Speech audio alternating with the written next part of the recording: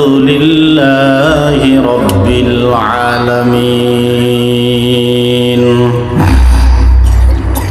সকলে একটু দুরূদ শরীফ পড়ি আল্লাহুম্মা সাল্লি আলা মুহাম্মদ ওয়া আলা আলি মুহাম্মদ কামা সাল্লাইতা আলা ইব্রাহিম ওয়া আলা আলি ইব্রাহিম ইন্নাকা হামিদুম মাজিদ اللهم بارك على محمد وعلى آل محمد كما باركت على إبراهيم وعلى آل إبراهيم إنك حميد مجيد بلغ العلا بكماله كشف الدجى بجماله حسنت جميع خصاله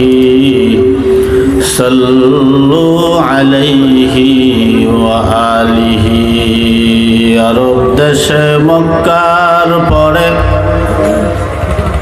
যেথায় মা আমিনার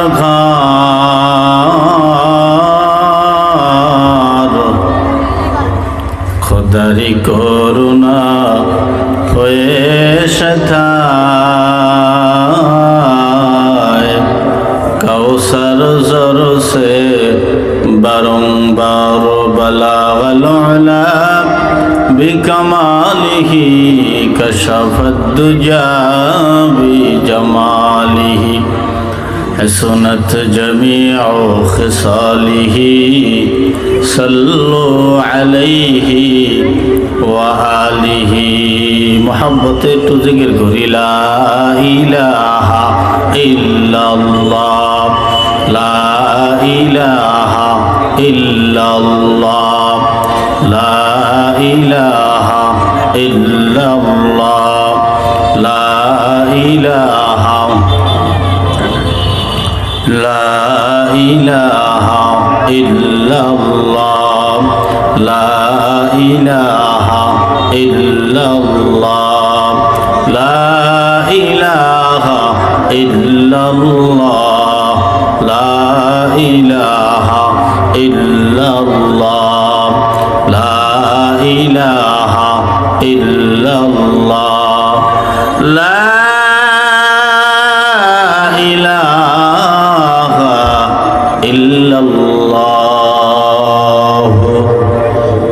মুহাম্মাদুর রাসূলুল্লাহ সাল্লাল্লাহু আলাইহি ওয়াসাল্লাম قالوا سبحانك لا علم لنا إلا ما علمتنا إنك أنت العليم الحكيم رب اشرح لي صدري ويسر لي أمري واحلل عقدة من لساني يفقه قولي الحمد لله আল হাবিব সাল্লাল্লাহু আলাইহি সাল্লাম নুরানি ক্যাডেট স্কিম ও জান্নাতুল ফেরদাউস কাঁঠালতলা নুরানি হাফিজিয়া মাদ্রাসার উদ্যোগে তারিখ 13 ও 14 ডিসেম্বর 2023 রোজ বুধ ও বৃহস্পতিবার সময় বাদ আসর স্থান মাদ্রাসা সংলগ্ন ময়দান কাঁঠালতলা বাজার সংলগ্ন কুলবাড়িয়া রোড ডুমুরিয়া খুলনা 2 দিন ব্যাপী নবম বার্ষিক ওয়াজ মাহফিল ও হালকা জিকিরের আজ প্রথম দিন মাহফিলের সম্মানিত সভাপতিত্ব করবেন জনাব আলহাজ এম আলী আহমদ সাহেব সভাপতি অত্র মাদ্রাসা আরও আছেন বিশিষ্ট সমাজসেবক ও দানবীর আলহাজ আমিনুর রহমান আমিন সাহেব স্বত্বাধিকারী রিপাবলিক্স অ্যান্ড সুন্দরবন কর্পোরেশন পোস্টারে আরো অনেক দাওয়াতকৃত মেহমানবৃন্দ স্টেজে বসা, মাঠের ভিতরে বসা বা ঘোরাফেরারত অবস্থায় আছেন, মাদ্রাসার ভিতরে বসা, আমার থেকে উপরের লেভেলের অনেক ইলমি উলামায়ে কেরাম, আমার সামনে বসা দূর দূরান্ত থেকে আগত আল্লাহ পাকের আশিকিন, জাকিরিন, শাকিরিন, মুহিব্বিন, মুরুব্বিন আওয়াম ও এলাকাবাসী, কলিজার টুকরা, স্নেহের পাত্র, স্কুল কলেজ মাদ্রাসার যুবক বন্ধুগণ, স্নেহের ছোট ভাই, পর্দার অন্তরালে অবস্থানরত শ্রদ্ধেয়া সম্মানিতা মা এবং বোনেরা, মহান আল্লাহ পাকের দরবারে অসংখ্য অগণিত লক্ষ কোটি শুকর ও সুজুদ যে আল্লাহ পাক এই ফিতনা ফাসাদের জমানায় দুনিয়ার সমস্ত কাজবাজ থেকে ফারেক করে হাজারো লক্ষ কোটি মানুষের মাঝখান থেকে যাচাই বাছাই করে ভালোবেসে মহব্বত করে আজকের এই মহতি সম্মানিত মজলিস, কোরআন হাদিসের মজলিস, জিকিরের মজলিস, জান্নাতের বাগানে যে আল্লাহ আসার বসার দিয়ে একটি কথা শুনে আমল করার মতন তৌফিক দান করেছেন, সেই মহান রবের দরবারে আমরা সকলে মিলে একবার কালিমাতুশ শুকর আদায় করব। এক জবানে, এক আওয়াজে, এক তালে, এক সুরে সকলে বলি আলহামদুলিল্লাহ।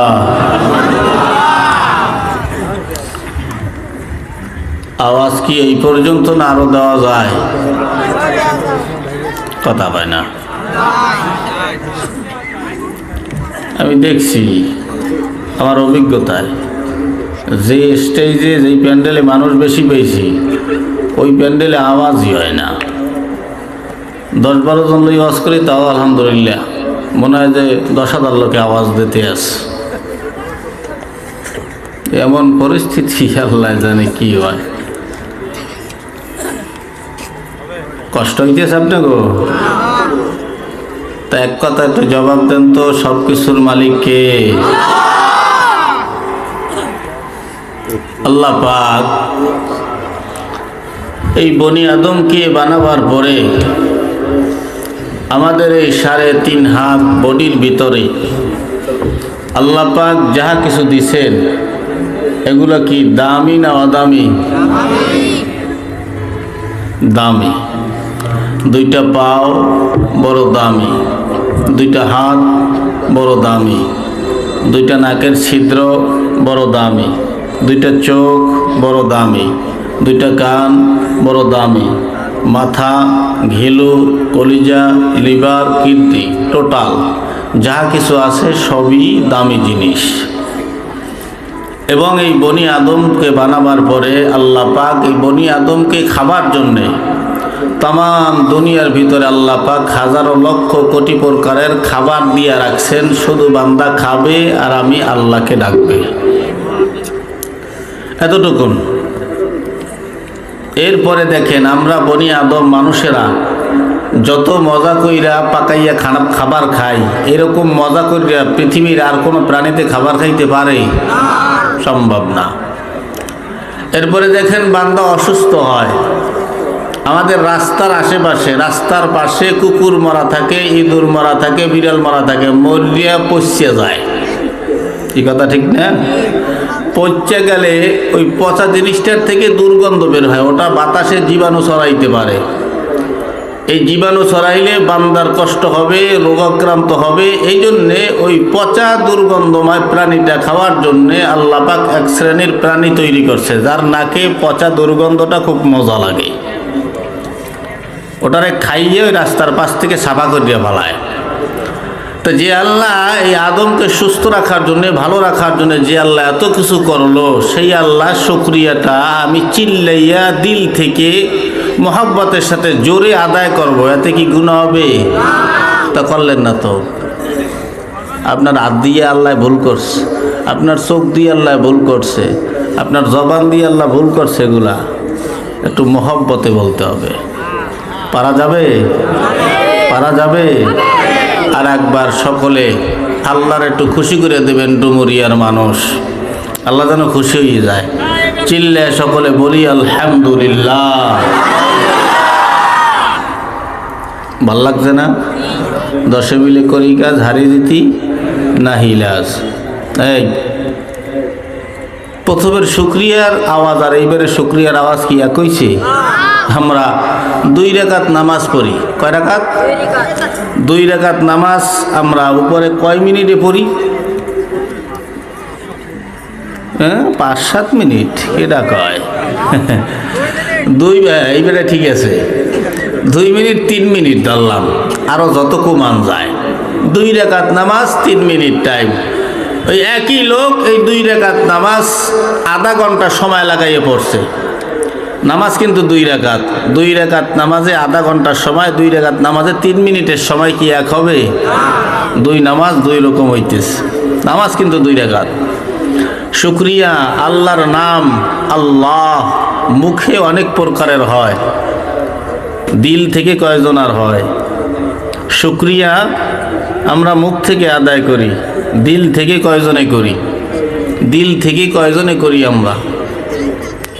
অনেকে আছে এখানে ভাব ধরে বইতে, এটা আখেরাতি এক মজলিস, এখানে যত ভাব দেখাবেন আপনার আখেরাত নষ্ট হবে, দিল মরে যাবে। তাই আসছি নেক কামানোর জন্য যেন গুনাহটা না হয়। কারণ ইবলিস যেরকম একটা মানুষের সাথে অল টাইম ফেরেশতা থাকে, একজন মানুষের সাথে সব সময়ের জন্য একজন শয়তানও নিয়োজিত থাকে। এই মানুষটাকে গুনার কাজ করানোর জন্য, এই মানুষটাকে খারাপ পথে নেওয়ার জন্য। কারণ কি? আপনাকে শুকরিয়া আদায় করতে দেবে না তো।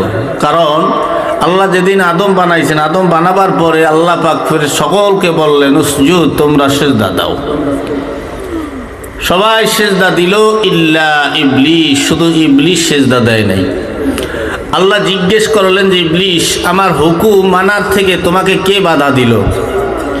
ইবলিস বলে একজন আমাকে বাধা দিচ্ছে। বলে কে? বলে অহংকার। এটা সবাই বলবেন কি? অহংকার।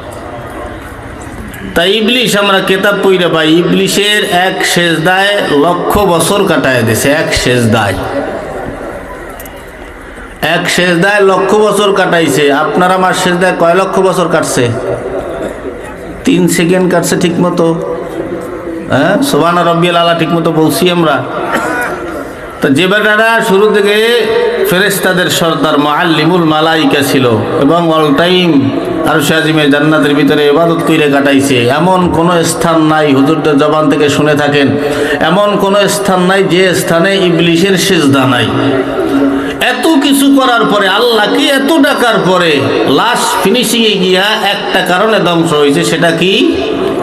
অহংকার। এখন আপনার আমার ভিতরে যদি এতটুকু অহংকার থাকে, যে বিষয় অহংকার হোক, 1 ইঞ্চি পরিমাণ অহংকার আপনাকে জাহান্নামে নেওয়ার জন্য যথেষ্ট। এখন আপনি চিন্তা করেন, আপনি কি নিয়ে অহংকার করবেন? কি নিয়ে আপনি অহংকার করবেন? আজ রাত্রে মারা যাবেন, কাল সকালে আপনি কবরের ভিতরে, আর কেউ আপনার সঙ্গী নেই। আপনার অহংকার 1 সেকেন্ডে মাটির সাথে মিশে যাইতেছে, 1 মিনিটে। আপনার টাকার অহংকার, বাড়ির অহংকার, গাড়ির অহংকার, সম্পদের অহংকার, চেহারার অহংকার, সুন্দরের অহংকার, পরিষ্কারের অহংকার, কণ্ঠের অহংকার, আরো কত কিছুর অহংকার করা যায়।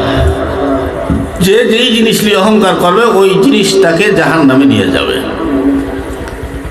তা ইবলিস কত বড় শিক্ষিত, বলে এই দুনিয়ায় যত আলেম আছে সমস্ত আলেমকে ইবলিস পড়াইতে পারে। ওই এত বড় শিক্ষিত। ইবলিসের ওস্তাদ, উনি 26,000 বছর ছাত্রছাত্রী পড়াইছে। কয় বছর? কথা কয় না কা?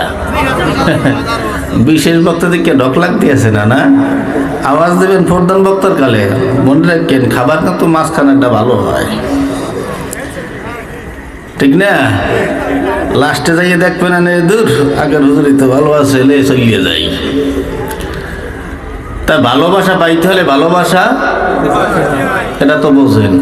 তা বক্তার কাছ থেকে ভালো আওয়াজ পাইতে হলে শ্রোতাকেও ভালো আওয়াজ দিতে হয়। কথা কি ঠিক? এতে চলবে না। কথা ঠিক?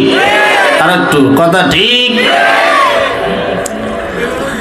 ইবলিসের ওস্তাদ 26,000 বছর পড়াইছে। আমরা ঠিক মতো 26 বছর বয়স পাই।